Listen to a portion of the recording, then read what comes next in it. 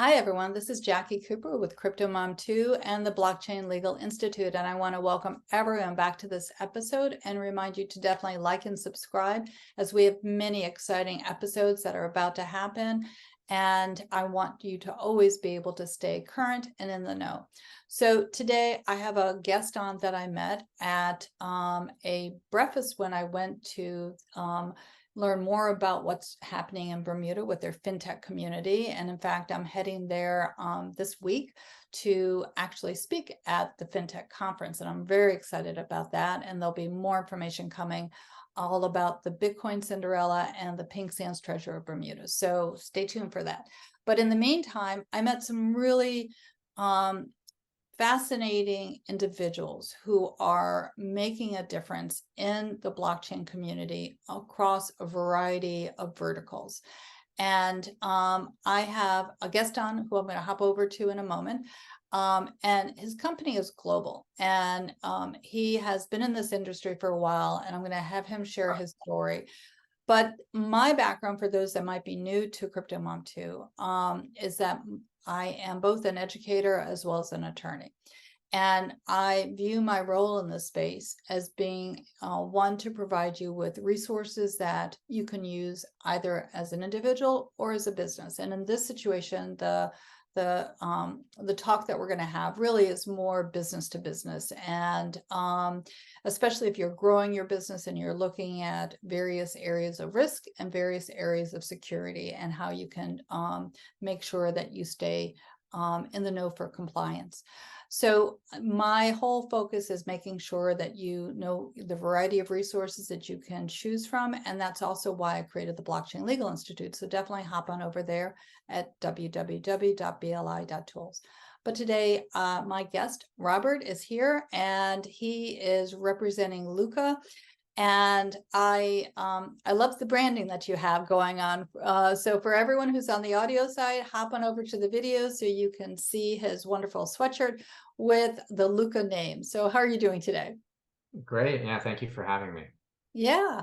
So this might be a question that you are that hasn't been asked of you yet. The Lukka logo, how did that come about? I see like a little box and cube. With What's the the history behind that? Yeah, so it represents neat, clean, and organized data. Wow. Okay. Is what it is. So kind of making a cube shape using the colors. So and Luca is a play on Luca Pacioli, who invented double entry bookkeeping, the Italian inventor, and spelled differently, but that was the source of Luca. We were originally called Libra when founded, until 2019, and then changed our name to Lukka. I So, love history. I love history. So that's wonderful. So talking about history and stories, how did you come to Lukka? What's your path? so I was introduced by a friend, who had just joined Lukka at the time and do an executive role. I joined in 2018, even though Lukka was founded in 2014, and they were just completing their Series B funding and scaling up the company from there.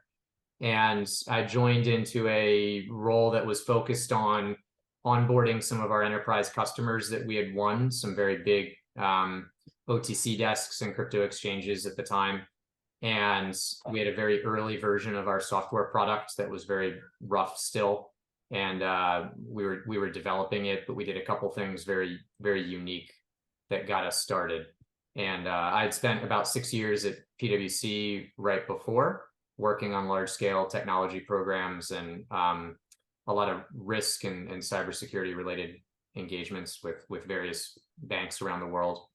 And before that was in the military for 9 years. So in the Marine Corps. So what made you decide to go into this field though? I mean, do you have a tech background or a social? Yeah, so heavy, always been involved in tech, and at PwC, that was really all my work was focused around technology projects, touching different systems and not as a developer engineer myself, but usually managing teams that are building them or building more mature risk processes around existing systems, which a lot of the banks had to do after all the financial crisis regulation was released and had to be complied with. So, but I would say the company more found me. I mean, I wasn't targeting blockchain or crypto at all. I was interested in it. I had dabbled around by buying a little bit of Bitcoin maybe in 2016, nothing too significant. And they were building their very first enterprise or B2B product, software product, that was being built with industry recognized frameworks. So they were AICPA SOC controls for service organizations. And I thought that was very forward looking, as really nobody in the crypto or digital asset industry used any of those frameworks at that time. So we were the first to have a SOC 1 type 2 audit. And I thought that whenever the very large financial institutions that rely on frameworks like this finally started adopting crypto assets, that Lukka would be very nicely positioned to support them, which is exactly what happens. We support a lot of them today. So you and I were talking offline, and you were explaining how the size or the type of companies that Lukka supports. And you also mentioned that at a certain point in time, a business in this space might realize that they need to have an audit, and they need to kind of come over to Lukka and to use your services. What would kind of trigger that realization? Because a lot of times when you start a company, you're in the throes of the creativity and just the foundational things. At what point do you realize that you need help and you need to maybe thinking about this? And should you actually be thinking about it at the start and then build into it? Because otherwise it's sort of like backtracking. So what are your thoughts? That's absolutely right. Yeah, and it's funny, the way that we were selling our software back when I described in 2018 when I first joined, we couldn't really sell to smaller businesses. It was a very, the user experience was very rough and very manual, but we were doing some very important things that the large businesses needed. Over time, we expanded all of our features, and the experience has been refined several times over. And so now we can sell to smaller businesses that do it. So now I'd say it's a lot easier for us to sell to an earlier stage or maybe a pre-revenue company that's trying to get ahead. If they're expecting to have digital assets or crypto on balance sheet, that's usually one thing that might trigger a conversation with us. Or a little bit later, if they're going through their first financial audit, maybe that's in conjunction with a fundraise that's requiring the audit or other circumstances, or they're just growing up and getting to a stage where they're building out more mature risk processes, an internal audit function, maybe hiring a CPA. Any of those categories you would trigger a software conversation. Some of our other products might happen under different circumstances, like our market data, pricing data, and whatnot. So I know that we also talked about the fact that you have 3 different areas that you're focusing on, and some of it sounds like it, even though we're talking about blockchain businesses, some of it sounds as if traditional maybe Web3 businesses could also be part of your client base. Sure. Yeah, so do you want to share a little bit about because you said you have a new website coming out, so what are the 3 focus areas that you're going to be highlighting? Yeah, so we're, constantly improving our website, and we haven't even listed a number of our products on our website yet. So we're really just adding them and making it more comprehensive. As you mentioned, they fit into 3 main categories. There's the enterprise software data management that I just described. There's additionally our direct data products, where you would subscribe a data product, and they're fall into a couple subcategories. So pricing or valuation related data that's quantitative in nature. We have more qualitative data that standardizes or classifies a lot of the different crypto assets. So our reference data product, crypto actions, mapping data, very popular for index or indice creation, or other use cases, or different algo trading businesses, proprietary desks, other of the more advanced trading businesses usually like this data as well. And then the third category is in our, based on an acquisition that we made recently of CoinFirm, which is on-chain analytics, compliance, AML, risk reporting and investigations related products. So all centered around there, which has been very complementary to the first two product groups that I mentioned. I'm really interested in this last area, especially because of the current events for the, well, it's always ongoing, but there seems to be more hits now. It's from you're acquiring this company. Does that mean that people can put better protections up, or is it more of a risk analysis? How does that work? Yeah, all of the above. If with our software, we are managing all of their financial data, that's supporting all their activity related to digital or crypto assets. So it's pulling data from centralized exchanges, maybe DEXs, maybe a custody provider, trading system like a Talos or all of the above. And then we're normalizing it, valuing it, and making journal entries or maybe net asset value reports for funds, just depending on the type of business, but it's a financial report. Then the next piece of the puzzle that businesses usually need to solve is either their counterparty risk, their AML compliance, any of the risk processes. And so these products, generally speaking, are meant to support those use cases. And we have to do a lot of that in some very unique ways for when we're dealing with blockchain use cases. And so there's a number of companies out there that are doing a lot of great things in that category, and because there's a lot to solve, honestly, and there's increased appreciation for transparency in all of this data, understanding who your customers are and who they're transacting with, and it has to be done in some very different ways than technology has supported prior to the adoption of blockchain. So your company is in many different locations around the world. Do you find that the clients that are coming to you from these different locations are different, or are they basically? They are. Yeah, that's a great question. I'd say we started off in the United States, so that's a very large nexus for us, and we support businesses all over the United States. But we do support customers in over 50 countries globally. And like you're mentioning, definitely some themes that you'll pick up on. Some of it stems from whatever local regulation is either being pushed out or maybe is out for comment right now. Lots of momentum in Brazil. I just got back from a trip from there, met with the central banking regulators. It was a great trip. Everything is focused on really just putting a framework in place for this technology that's effective, but also encourages the adoption of it, which is great to see. Similar conversations in Hong Kong with all of their regulators, and some very similar themes. But from the businesses kind of outside of the regulatory conversations that we're seeing, there's definitely a compliance first approach that we see in Europe.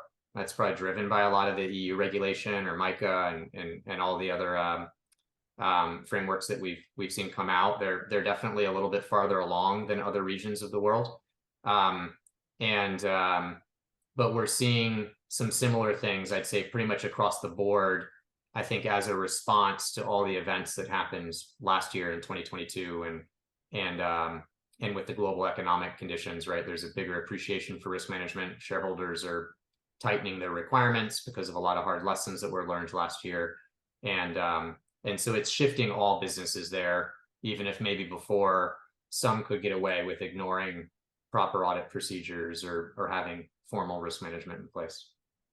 So when you go and you speak to these regulators or individuals within these countries, what's your focus? Are you explaining to them more about who Lukka is, or are you trying to get a sense as to the direction that they're going?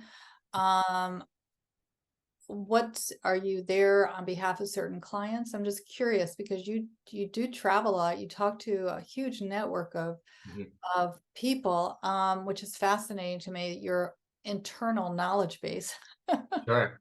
Yeah, I mean, thankfully, we're not heavily regulated. So we're not there lobbying for our own, based on our own agendas or trying to drive something, which I think helps often because we take a much more educational approach when speaking with them. So that's absolutely one of the objectives, which is a more forward-looking one, is we want to just help to answer any questions so that we can help them ask the right questions, and then put thoughtful frameworks in place that support the ecosystem in a responsible way. Now, that is a customer segment of ours, so we sell directly to government agencies and regulators. So Okay. there is a sales objective as part of Yeah. it. But Yeah. I'd say we can't go in with a strong sales pitch. It's not a, hey, come watch my demo and look at my shiny product and come buy it. It's more, tell us about your needs, tell us what you're focused on, help us understand how you're thinking about supervising or regulating our customers, because just about all of our customers are regulated in one way or another, Yeah. more than we are as a Yeah. fintech company. And all of that starts with data. And if you have bad data, then you're not going to be able to do really any type of supervision. And so explaining to them that this data cannot be underestimated, and that you need very different technology and solutions and service providers along the way in order to hold this data and benefit from it, I'd say is one of the first objectives. So it starts with, it's like 99% learning. And then Yeah. The more that you talk about this, the more I realize how heavy on education you really do have to focus, and not just for the politicians, but also for their staff, and then the other businesses that might be in those locations that don't know that they have a need for your services.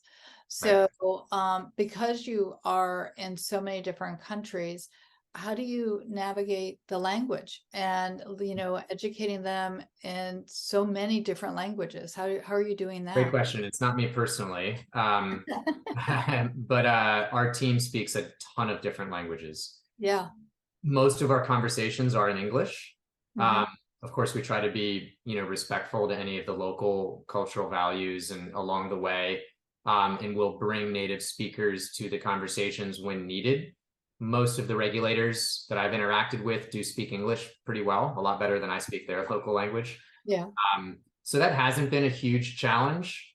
I'm sure that will depend on the country as we get, there's some countries where that's going to be more common than others, but we factor that into our hiring process, and we've got a very global team.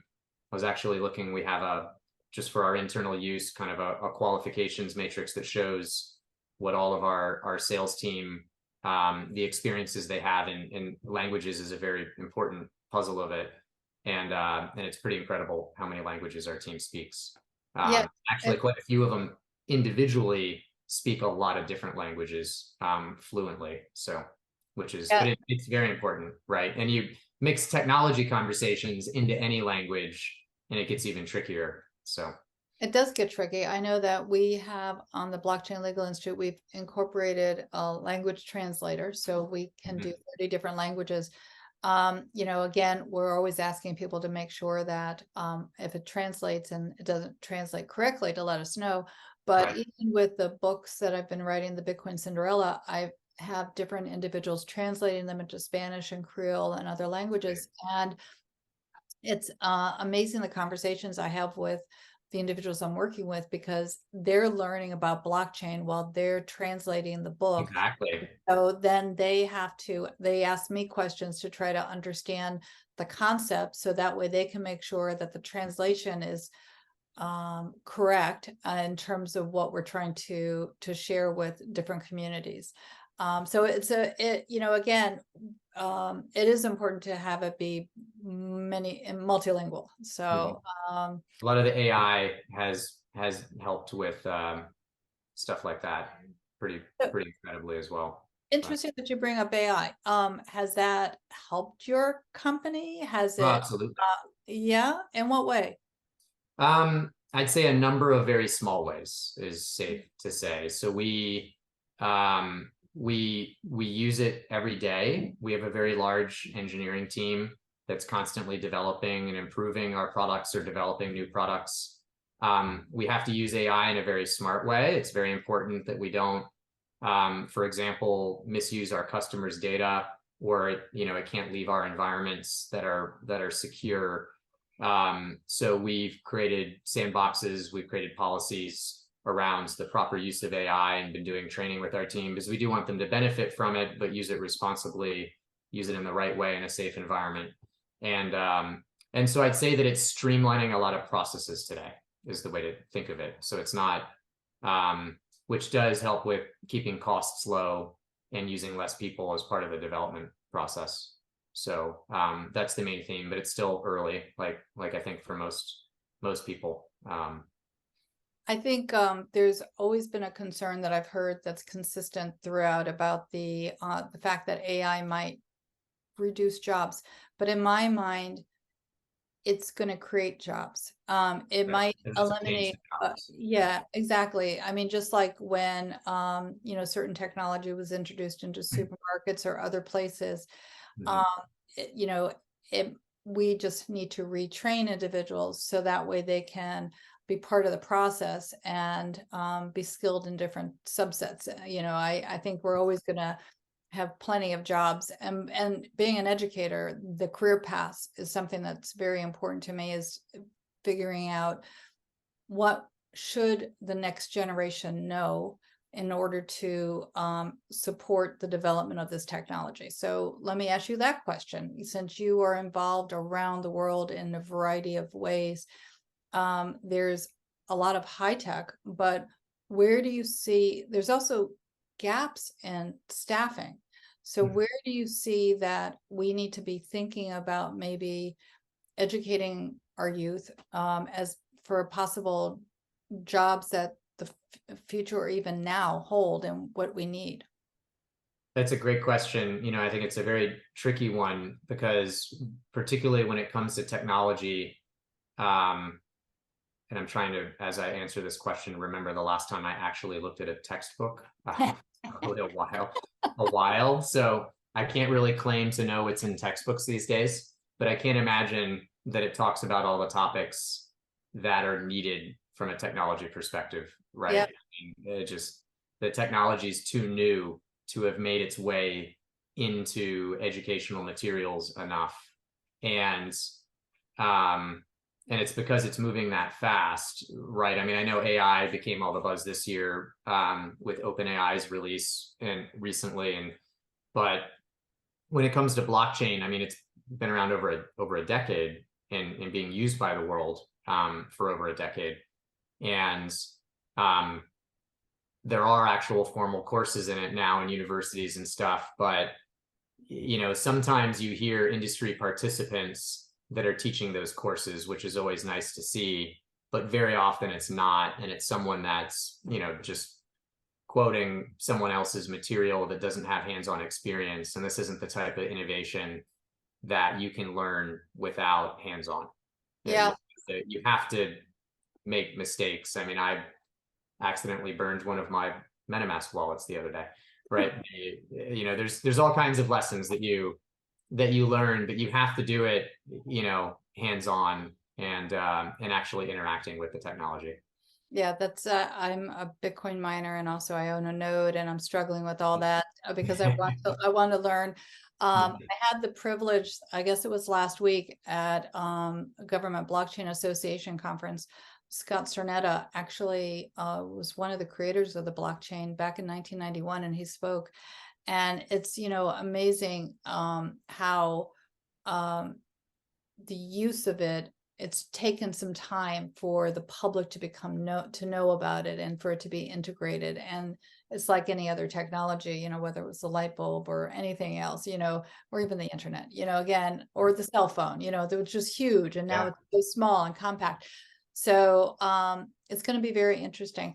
I really appreciate your being on. Is there any last minute thoughts that you want to share about what Lukka's doing, the community that it serves, or the direction that it's going? Yeah, well, thank you again for having me. This is a pleasure. I'd say we'd love any conversation with anyone when it, particularly if it's educational focused, any way that we can collaborate, definitely about any data needs. Our website's lukka.tech, and really thank you for having us on here. Yeah. Look forward to checking out more of the materials. on your Yeah. website. Well, and for those that are listening, stay tuned for a future partnership with Lukka. There's educational materials that you shared with me that we might be actually placing in the Blockchain Legal Institute's library. So that would be very exciting because you have a wealth of resources that others could actually benefit from. So that would be a privilege and an honor to be able to partner with you on that. So everyone who's listening, as I always say at the end of all my shows, be kind to yourself, be kind to others. We're all interconnected. We're all part of one world, and now more than ever. So stay tuned, and I will be chatting with you from Bermuda soon. So have a great day, guys. Bye.